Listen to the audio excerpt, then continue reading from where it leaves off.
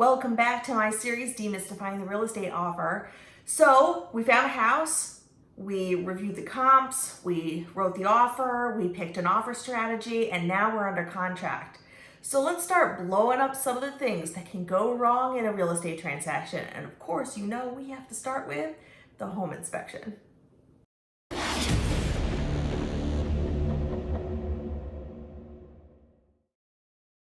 The home inspection is one of the most common ways that a real estate transaction can fall apart. And why is that? Well, one of the reasons is because sometimes buyers just get cold feet.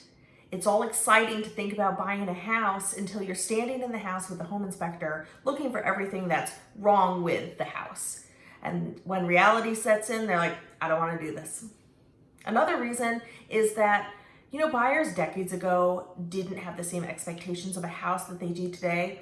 Today, the level of renovation and luxury that buyers expect is really high. And these high expectations can lead them to want to walk away if there's too many things that are, wrong with the house or a bad home inspection report.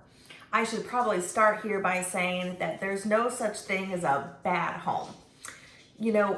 Everybody wants something different in their home. Some people want a turnkey home. Some people want to tear it down, and some people want to renovate it so they can get some equity in the home. So if a house isn't what you want, that doesn't make it a bad home. It just isn't one that you want. Well, the good news is you don't have to buy it unless you made our first mistake. You waived your home inspection contingency. You didn't do a pre-inspection, and you can't do one now. You're just going to roll the dice and see what happens. Now, if you're an investor and you know your risk tolerance, then this may not be a problem for you. In fact, you may want to tear the whole house down. But if you're not somebody who does this all the time, if you don't have unlimited resources that you want to dedicate to making this house your dream house, then you probably need to consider getting that home inspection and not waiving it. If you have an offer strategy, like in our last video, that says, I can't write a home inspection into my offer because it's a competitive situation and I'll likely lose, the best way to overcome this is with a pre-inspection. So you can do the home inspection ahead of time and you know what you're, walking into. But in this scenario, you didn't do that because everything's going to go wrong. Like my dog barking in my video. But in this scenario, you didn't, and you just bought a home. So you knew you wanted to redo the kitchen and you invite the contractor over to give you an estimate. And when he gets there, he's shocked because you have major foundation issues and the structure or the foundation can't hold up the structure of the home. You can imagine any number of scenarios here.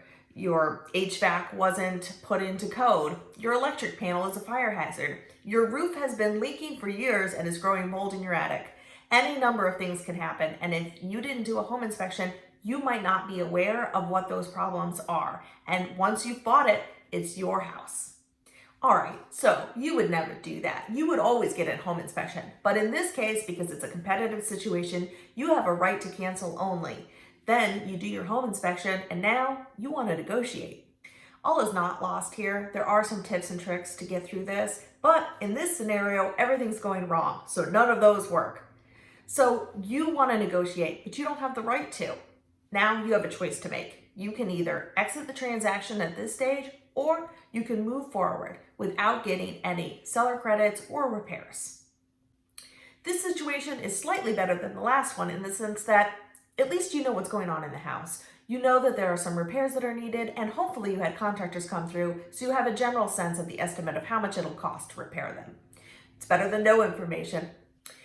It's probably important here to just do a quick side note. Just because you have the right to negotiate doesn't mean that the seller has to give you what you want. They can say no to every request, whether it's for repairs or money.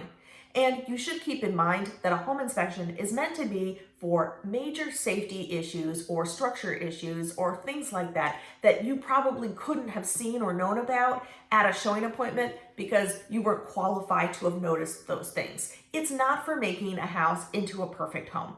All right, now back to the explosion. This time, you do have the right to have a home inspection, but you didn't get your home inspection done in time, or you didn't get your notice for your home inspection repair request into the seller on time.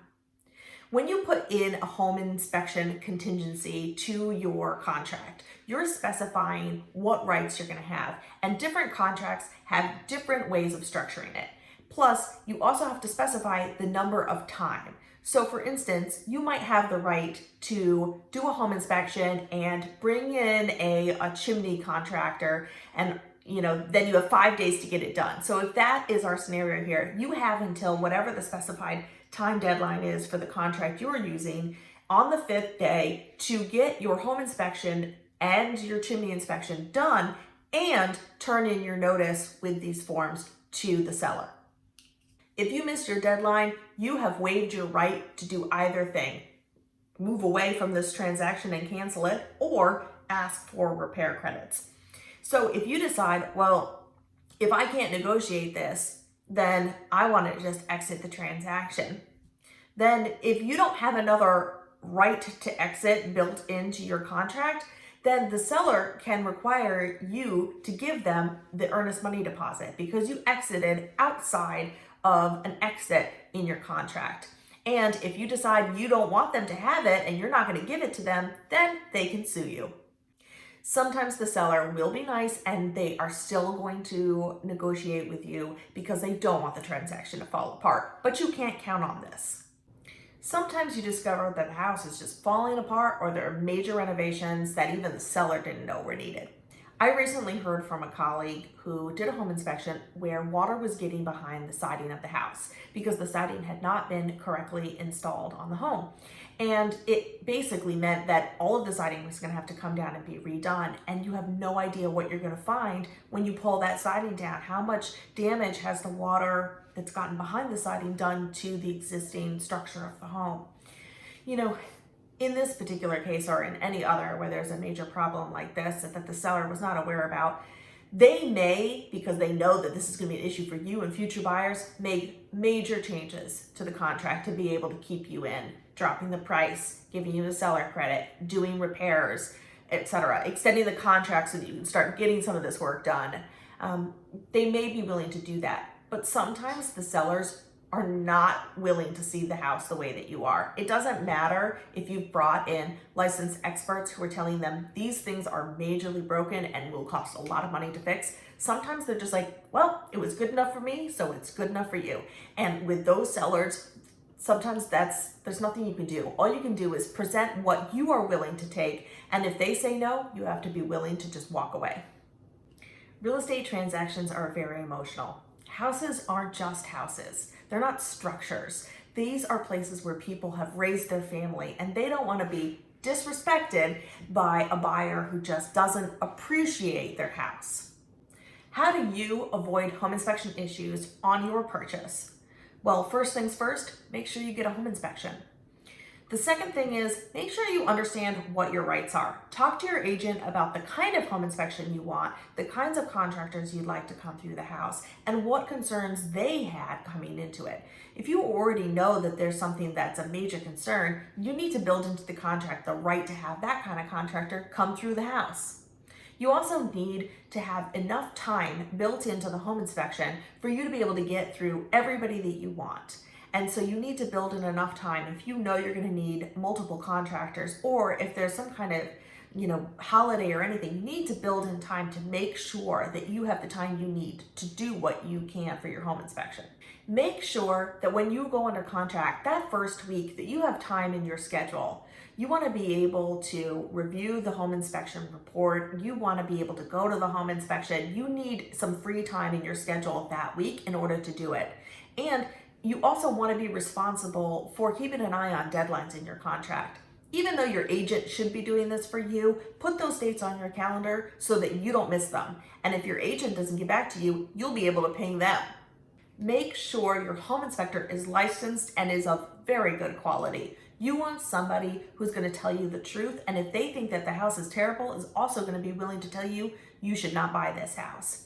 Your real estate agent should have home inspectors that they know and trust. So if you don't have somebody, your agent should be able to provide you with somebody. You also want to be able to bring in any contractor that you have the right to bring in that you need in order to get the information you need to be sure you want to purchase this house. And with all of these contractors, you should be getting estimates for how much it's going to cost to repair the things that you're worried about, things that you didn't discover. This isn't the time to be bringing in the contractor to review the kitchen and, do design and layout and come up with an estimate for how much it's going to cost to do that. This is not about things you want to do in the future. This is about things that you discovered in the home inspection that could be a major stumbling block and will help you decide whether or not you want to be moving forward with the contract and whether or not there's anything you need to negotiate with the seller before you're willing to do so. All right, in my next series, we're going to look at radon and termite/wood destroying insects and what can go wrong in a real estate transaction with both of those. So please hit subscribe so that you don't miss it.